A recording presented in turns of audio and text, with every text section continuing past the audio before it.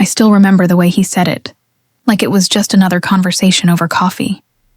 No hesitation, no guilt, no trembling voice.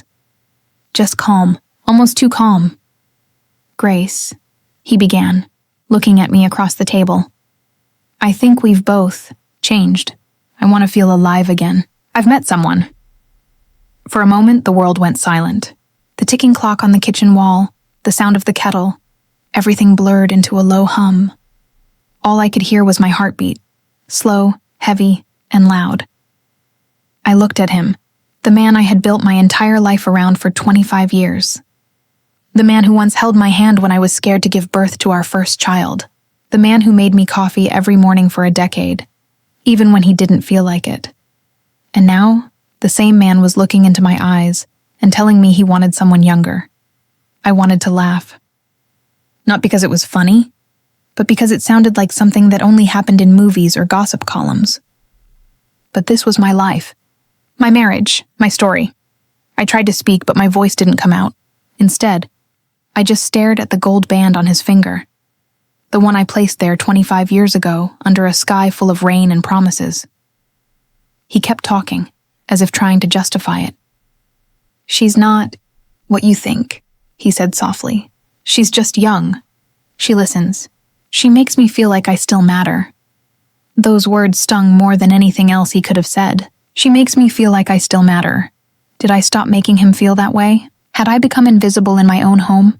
I looked around the kitchen. The soft yellow curtains I'd chosen because he liked warm colors. The old dining table we'd bought together, even though it had a scratch in the middle. The house was full of pieces of us, and yet, somehow, I felt like a stranger in it. He waited for me to say something, but I couldn't. So he stood up, adjusted his tie, and quietly said, "I didn't mean to hurt you. I just need to find myself again." Then he left for work, like it was any other day. Like he hadn't just broken 25 years of love with a single sentence. When the door closed, I sat there for a long time. My hands trembled as I reached for the cup of tea he'd made me that morning, now cold.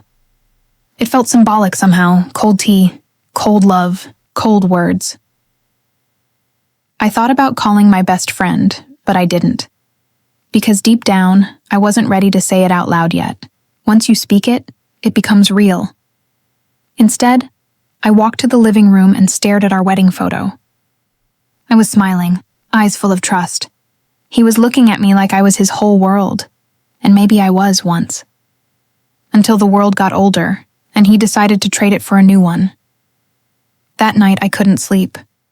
Every time I closed my eyes, I saw her, faceless, but young, laughing, wearing perfume that smelled like freedom. And him, looking at her the way he used to look at me. But then, in that endless silence, something inside me shifted. A small, quiet voice whispered, "Grace, you've spent so long loving him that you forgot how to love yourself." I turned on the light and stared at my reflection in the mirror. There were wrinkles around my eyes, yes, proof of laughter, tears, years of living. But there was also strength, a softness that came only from surviving. He thought youth made love more alive, but I knew, it's not youth, it's depth. And that night, I made a silent promise to myself. If he wanted to find himself, I would find myself too.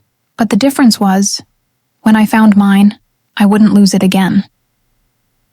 The next morning, when he came down for breakfast, I was already dressed. Not in my usual house clothes, but in a crisp white blouse and light makeup. He looked surprised. "Going somewhere?" he asked, his voice uncertain. "Yes," I said simply, to remember who I was before I forgot. He blinked, confused. But I just smiled, a soft, calm smile. "Don't worry," I added. "You'll understand soon enough." I picked up my keys and walked out, leaving him standing there, speechless. And that was the first time, in a long time, I felt something other than pain. I felt power. Little did I know, that simple decision to walk away for a while would change everything, because sometimes the only way to show someone what they lost is to remind them who you truly are. If you had told me 25 years ago that my husband, Michael, would one day look at me like a stranger, I would have laughed, because ours wasn't the kind of love that faded. Or so I thought. We met when I was 22, working at a small bookstore downtown, where the smell of old pages and coffee filled the air.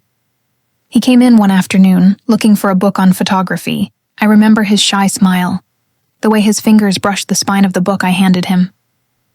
"Do you read much?" he'd asked. "Only stories that remind me love still exists," I'd replied. That made him laugh, and just like that, something began. He used to wait outside the shop every evening just to walk me home.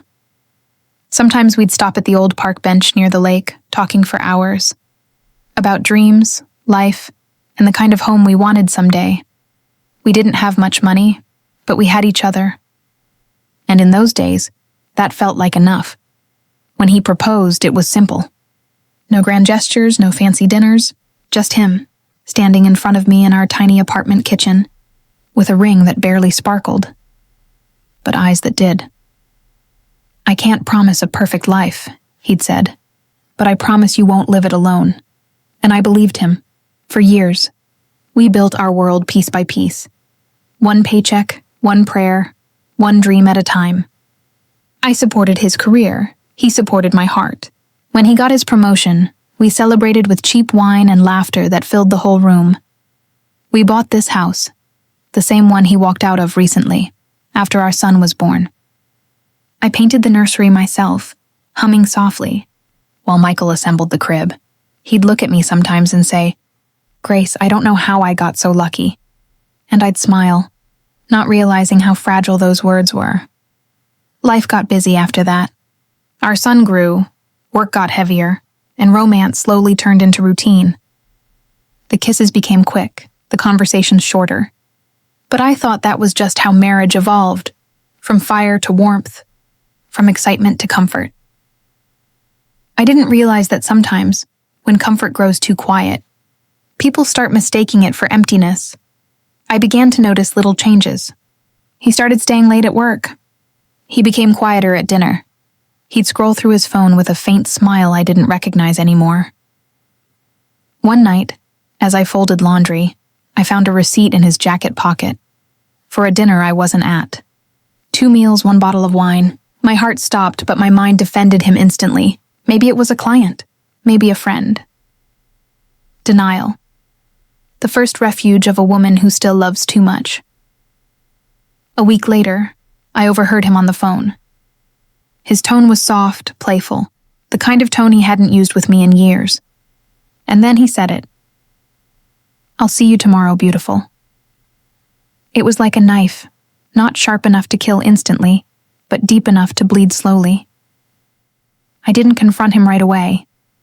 Instead, I sat in silence that night, watching him sleep. The same man who once whispered dreams into my ear now carried secrets on his lips. When you love someone for that long, your first instinct isn't anger, it's confusion. You start asking yourself, what did I do wrong? When did I stop being enough? I replayed our years together like an old movie. The laughter, the vacations, the promises we made. And somewhere between those memories, I started realizing something painful. I had spent so long being Michael's wife that I'd forgotten to be Grace. The woman who once painted, read poetry, danced barefoot in the kitchen.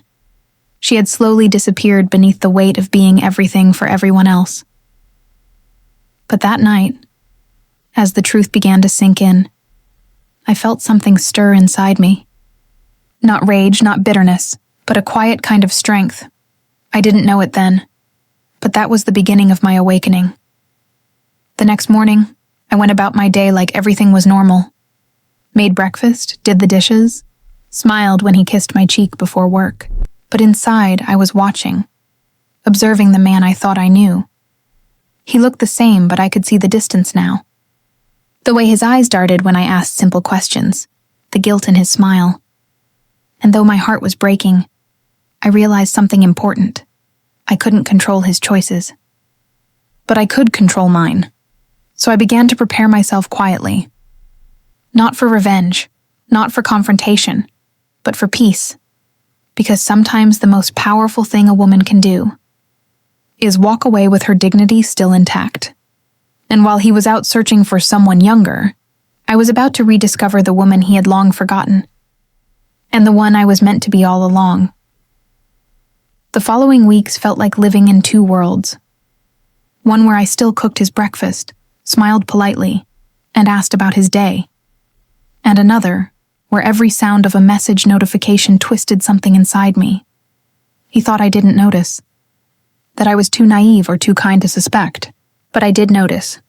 I noticed everything, the late-night showers, the new cologne he never wore for me, the way he started humming again, a soft tune that didn't belong to us anymore.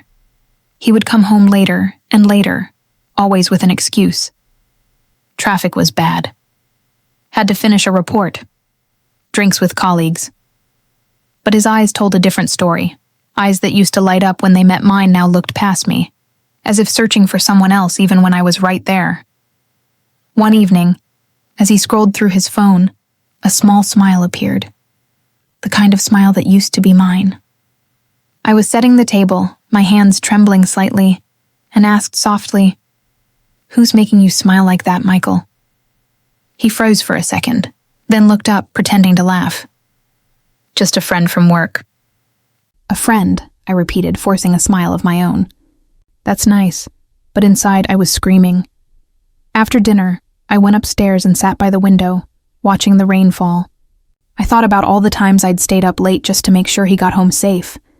All the birthdays I'd planned, the sacrifices I'd made quietly, the dreams I'd set aside for his career, and now, he was giving all that tenderness to someone who didn't know his snoring, his morning grumpiness, or how he used to get nervous before big presentations.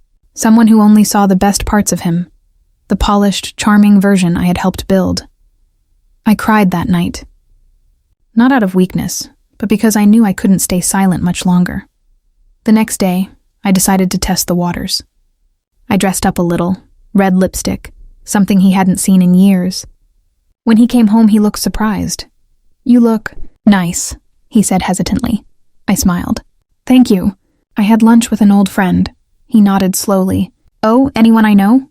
"Probably not," I replied, casually stirring the pot on the stove. "Just someone who reminded me that I still matter." He didn't respond, but I saw it. That flicker of discomfort in his eyes. For the first time in months, he looked uncertain. That evening, he stayed off his phone. Watched TV with me, awkwardly but present. It was strange how pretending not to care made him notice me again, but it was too late. The damage was done. The following weekend, he said he needed to clear his head and visit an old college friend out of town. I nodded, pretending to believe him. But when he left, I knew exactly where he was going. I sat at the kitchen table, staring at my reflection in the window. Then I opened my laptop, not to spy, but to finally face reality. I searched for the woman's name. I had overheard it once when he accidentally said it in his sleep. Sophie. Her profile wasn't hard to find. Young, bright, full of smiles. A photographer, just like he once was when we met. And that's when I realized the cruel irony of it all. He had gone full circle, chasing the version of himself he used to be, not realizing that the man he was now no longer existed. I didn't feel anger anymore, just deep, tired sadness. That night I closed the laptop and looked around the house. Every corner held a memory, good and bad, and I knew something needed to change, so I began quietly, cleaning, sorting, organizing. Not because I was angry, but because I was preparing for peace. I packed a small suitcase with clothes, my favorite book, and a photo of our family. Not for him, but for me. And I left a note on the table that said, "You said you needed to find yourself. So do I. Let's see who comes back home first." Then I walked out. I drove to my sister's house 2 hours away, somewhere with laughter, sunlight, and no memories of betrayal. For the first time in years, I slept through the night. The next morning, my phone was full of missed calls. Messages from Michael. "Where are you? We need to talk. Please come back, Grace." But I didn't reply.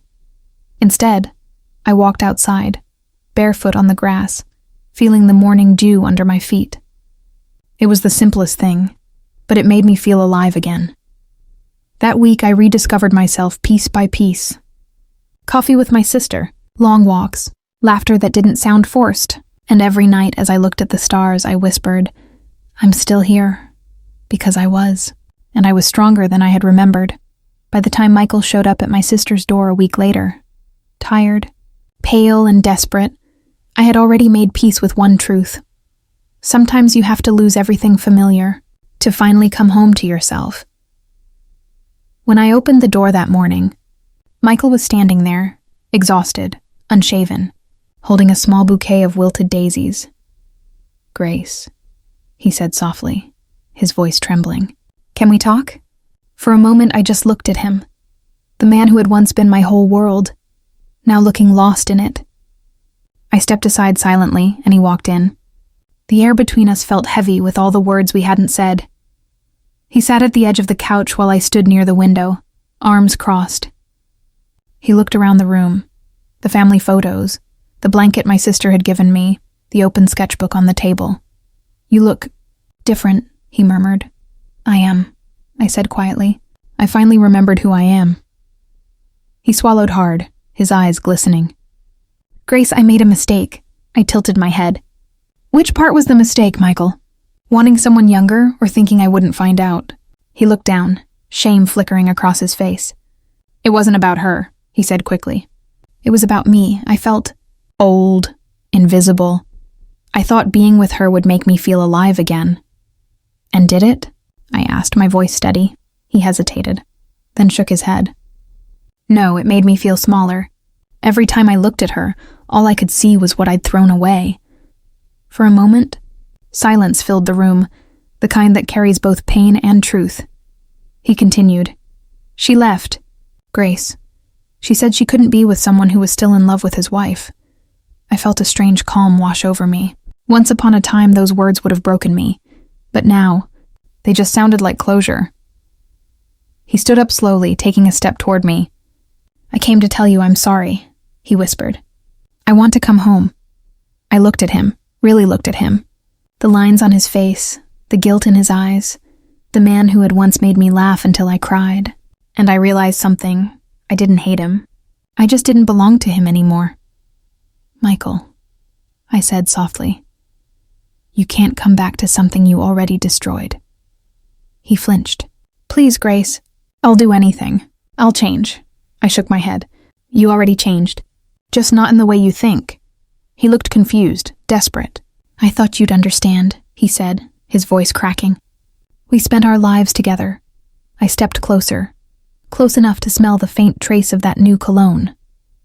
"I do understand," I whispered. "I understand that you were scared of growing older." "But I was scared too, Michael. The difference is, I didn't run from it. I lived through it." He blinked back tears.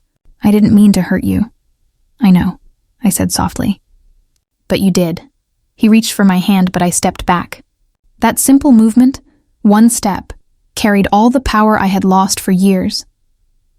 "I spent half my life trying to make you happy," I said.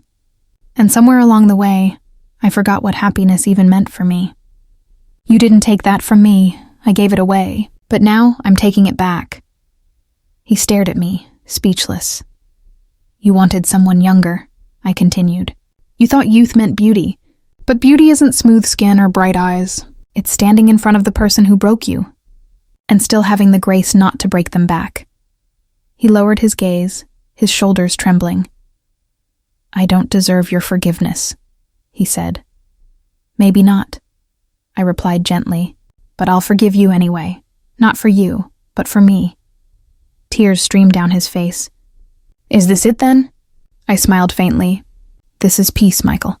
Not revenge, not punishment, just peace." He nodded slowly, realizing that nothing he could say would change what was already gone.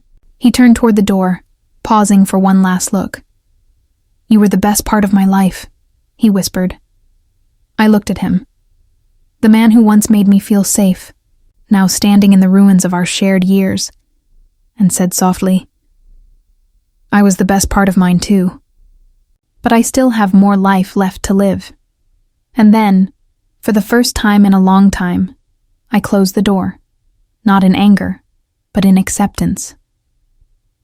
When the sound of his footsteps faded, I sank onto the couch.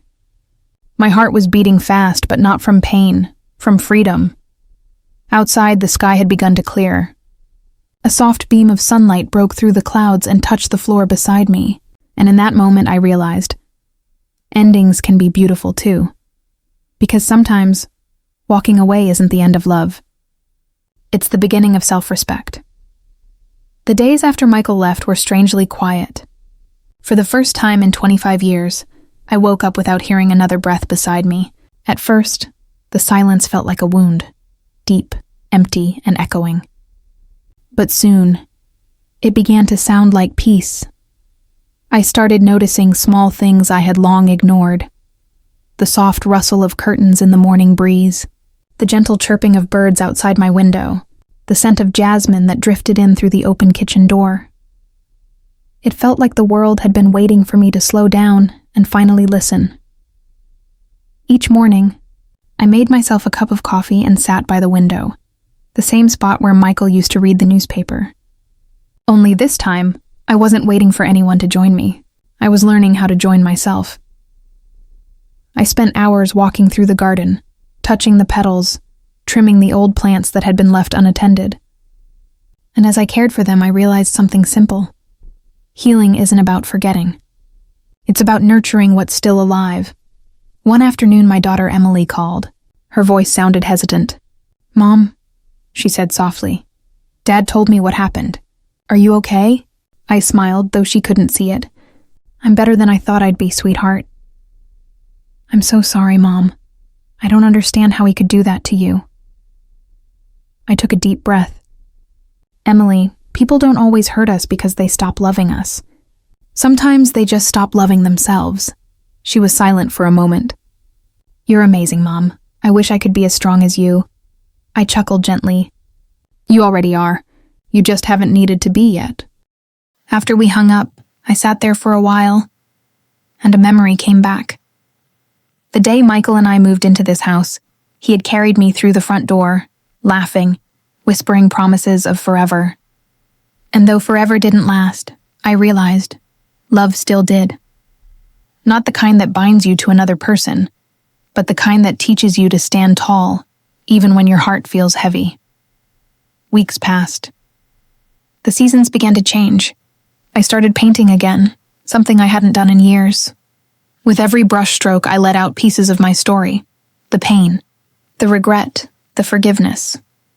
One evening, as the sun dipped low, I painted a scene from memory.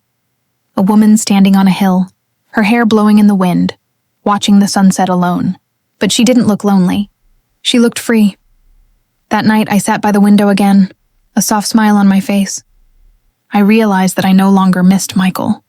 Not because I stopped caring, but because I finally understood what I had gained. I found me. And that was something no betrayal could ever take away. Sometimes, we believe that our worth depends on who chooses to love us. But real strength begins when we stop waiting to be chosen and start choosing ourselves. If I could go back in time and speak to the woman I used to be, the one who begged for love, who cried over broken promises, I would hold her hands and tell her this: you will survive this.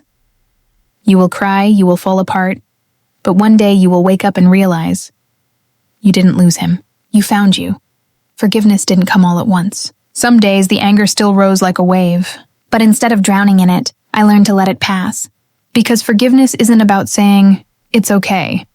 It's about saying, I won't carry this pain any longer. Michael called once more after that, just to check on me. He sounded distant, older somehow. I told him I was doing well and I meant it. We talked for a few minutes, polite, calm, two people who once shared a life now sharing closure. When I hung up, I looked at my reflection in the window, the soft lines around my eyes, the silver in my hair, the quiet confidence in my smile. For the first time, I saw beauty there, not the kind that fades with age, but the kind that grows from wisdom and scars. That night, As I closed my journal, I whispered to myself, I am not what I lost. I am what I became after losing it. And dear listener, if you've ever loved someone who forgot your worth, remember this. Your story doesn't end where someone else stops loving you. Sometimes that's exactly where your story begins, because healing isn't loud. It's the quiet strength of choosing peace over pain, dignity over drama, and grace over bitterness. Did my story touch your heart? If it did, my dear listener, tell me your thoughts in the comments below. And remember, sometimes losing someone isn't the tragedy. Forgetting who you are is. Don't let anyone make you forget.